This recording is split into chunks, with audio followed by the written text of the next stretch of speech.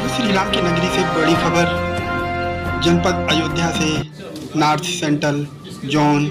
Employees federation का 30वां प्रांतीय सम्मेलन 14 से 16 सितंबर तक होने जा रहा है। आइए सुनते हैं क्या कह रहे हैं संगठन के पदाधिकारीगण। जैसा कि साथी अध्यक्ष जी ने बताया, 3 दिन का ये अधिवेशन हमारा 14, 15, 16 सितंबर को हो रहा है। पूरे उत्तर प्रदेश के 10 मंडलीय इकाइयों से और उत्तराखंड की 2 मंडलीय इकाइयों से, कुल 12 मंडलीय इकाइयों से लगभग 300 से 350 डेलीगेट ऑब्जर्वर 3 दिन देश के सामने, समाज के सामने, LIC के सामने जो चुनौतियां हैं उन पर चर्चा करेंगे और सरकार की जो नीतियां पब्लिक सेक्टर के खिलाफ हैं, रोजगार के खिलाफ हैं,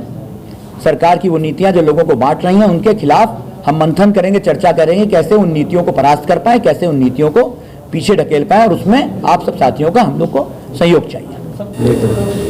हम लोग आपको ये बताना चाहते हैं कि अखिल भारतीय स्तर पर ऑल इंडिया इंश्योरेंस ऑपरेशन का जो संगठन है वो 85% से ज़्यादा कर्मचारियों को रिप्रेजेंट करता है जो भारतीय जीवन में काम करते हैं। उसकी एक क्षेत्रीय इकाई है जो उत्तर प्रदेश उत्तराखंड में काम करती है।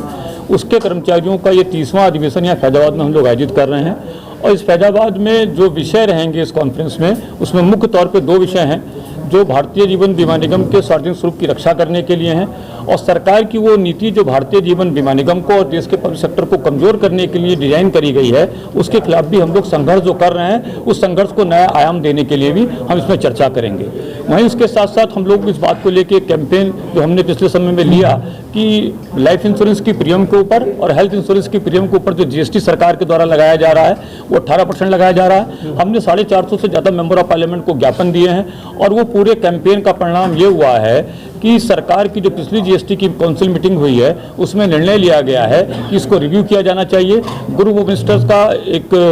गठन किया गया है जो इसके ऊपर चर्चा करेगा। नवंबर के महीने में मोटे तौर पर हम लोग समझ रहे हैं कि इसके ऊपर रिव्यू करके कम किया जाएगा, जिससे देश के 143 करोड़ लाभान्वित होंगे, उनको कम प्रीमियम के आधार पर लाइफ इंश्योरेंस का बीमा भी मिल पाएगा और उसके साथ साथ उनको